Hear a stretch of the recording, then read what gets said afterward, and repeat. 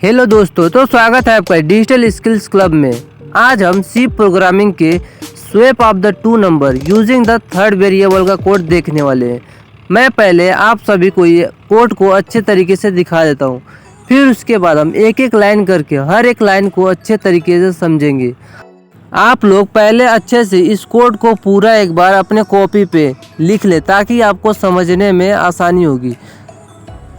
आप लोग इस प्रोग्रामिंग के हर एक लाइन को अच्छे तरीके से देख ले ताकि हम इसकी हर एक लाइन को अच्छे से अब समझाने जाए। इस प्रोग्राम की हम सबसे पहली लाइन की पहले बात करते हैं। ये ले कमेंट डाल के लिखे हैं swap of the two number using third variable. इसका मतलब हम इससे ये समझ में आ चुके हैं कि हम कौन सा प्रोग्राम करने वाले हैं, इसलिए हम कमेंट का यूज करते हैं ताकि हम प्रोग्राम को समझ सकें। फिर लिखा है हैश इंक्लूड studio.h। ये है प्री प्रोसेसर कमांड और इसे हेडर फाइल भी कहते हैं। और दूसरा लाइन है इंट मेन। ये है मेन फंक्शन जो कि हमारे प्रोग्राम का सबसे मेन फंक्शन है। जैसे हमारे घर का एक मेन गेट होता है, सेम वैसे ही ये प्रोग्राम का मेन फंक्शन है। यहाँ से ही हमारे प्रोग्राम के अंदर एंट्री होती है। फिर हमने लगा दिया ओपन करली ब्रेसेस ताकि यहाँ से हमको पता चले कि यहाँ से हमारा मेन फंक्शन स्टार्ट हो चुका है। तो हम यहाँ पे अब देखेंगे नेक्स्ट लाइन लिखा है इंट। ये है integer data type. Integer data type हम इसलिए लिए ताकि क्योंकि हमें इंटीजर वैल्यू ही स्वैप कराना है, इसीलिए हमें यहाँ पे इंट डेटा टाइप लिए। हमें 2 नंबर का स्वैप कराना है, इसीलिए हमने 2 वेरिएबल बना लिए, वेरिएबल ए और वेरिएबल बी। और फिर हमने एक टेम्प नाम का एक थर्ड वेरिएबल बना लिया। ये जो टेम्प वेरिएबल है ये हमारे नंबर को इधर उधर ट्रांसफ़र करने के लिए यूज़ करते हैं। फिर हमारा नेक्स्ट लाइन है प्रिंटफ। इसके हेल्प से हम 2 नंबरों का एंटर करा लेंगे, वो भी यूज़र के थ्रू। फिर उसके बाद हम देखेंगे स्कैनफ फंक्शन। इसमें हम %d और %d 2 बार लिखें क्योंकि हमें 2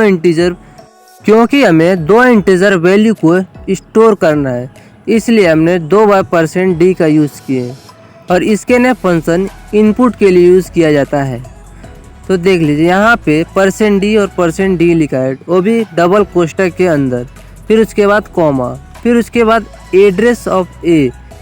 पहले इंटीजर को ए में स्टोर करेंगे, फिर दूसरे इंटीजर नंबर को हम बी में स्टोर करेंगे, इसलिए हमने एड्रेस ए और एड्रेस बी लिखा है। फिर उसके बाद सेमीकोलन लगाकर ये लाइन को ख़त्म कर देंगे। फिर उसके बाद आता है हमारा स्वैपिंग लॉजिक, मतलब स्वैप करने का जो लॉजिक होता है वो इसके बाद हम देख लीजिए यहाँ पे। ये है स्वैपिंग करने का लॉजिक जो कि पहले लिखे हैं टेम्प, फिर इज इक्वल टू ए, फिर उसके बाद लगा दिया सेमीकोलन, फिर a is equal to B, फिर सेमीकोलन, फिर b is equal to temp, फिर सेमीकोलन लगाकर लाइन को ख़त्म कर दिया। स्वैपिंग का भी लॉजिक यहाँ पे लगा दिया है। फिर उसके बाद हम आउटपुट ऑफ द स्क्रीन के लिए हम प्रिंटफ फंक्शन यूज़ करते हैं, इसीलिए हम प्रिंटफ में लिख दिए आफ्टर स्वैपिंग, फिर a is equal to %d। ऐसा हमने इसलिए लिखा ताकि हमारा जो इंटीजर वैल्यू होगा ए का ए में स्टोर होगा और बी का जो है बी में स्टोर होगा, इसलिए हमने ऐसे ही लिखा है। दोनों वेरिएबल को ए और बी को डिक्लेयर कर दिया, फिर उसके बाद सेमीकोलन लगाकर बंद कर दिया।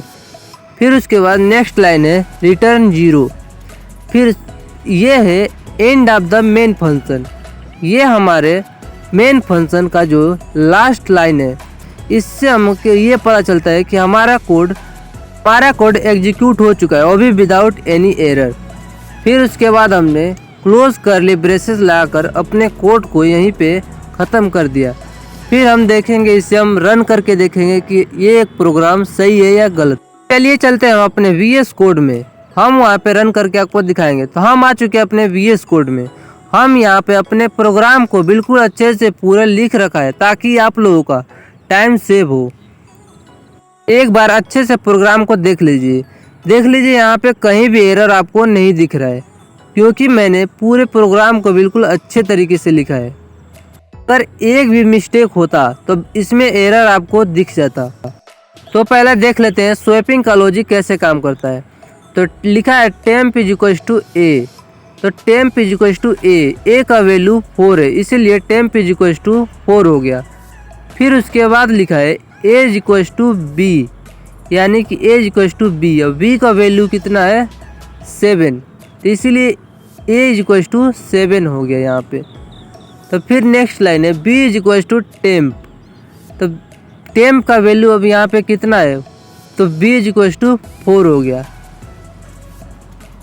ऐसे इसका लॉजिक काम करता है। तो यहाँ आपको भी दिख रहा होगा ए का वैल्यू 7 हो गया और बी का वैल्यू 4 हो गया। इससे पता चलेगा कि हमारा वैल्यू स्वैप हो चुका है। अब हम इसे प्रिंटफ फंक्शन के हेल्प से हम इसे स्क्रीन पे आउटपुट करके आपको दिखाते हैं। तो हम पहले अपने प्रोग्राम को सेव करते हैं, फिर उसके बाद हम राइट क्लिक करके हम अपने प्रोग्राम को रन कर लेते हैं। फिर उसके बाद रन करके हम देखेंगे कि आउटपुट क्या आ रहा है। फिर यहाँ पे पहले आ रहा है लिखा हुआ कि एंटर द फर्स्ट नंबर। तो पहले हम फर्स्ट नंबर को एंटर करेंगे, जैसे कि हमारा फर्स्ट नंबर है 4, हमने 4 को एंटर कर दिया। फिर उसके बाद हम एंटर दबाएंगे। फिर उसके बाद आया है एंटर द सेकेंड नंबर, फिर हम यहाँ पे सेकेंड नंबर 7 को एंटर कर देंगे। फिर यहाँ पे देखेंगे कि ए इज इक्वल्स टू 7 और बी इज इक्वल्स टू 4, यानी कि हमारा वैल्यू स्वैप हो चुका है। तो हम आशा करते हैं कि ये कोड आपको अच्छे तरीके से समझ में आ गया होगा। तो आज के लिए बस इतना ही, मिलते हैं नेक्स्ट वीडियो में। Thank you, bye bye.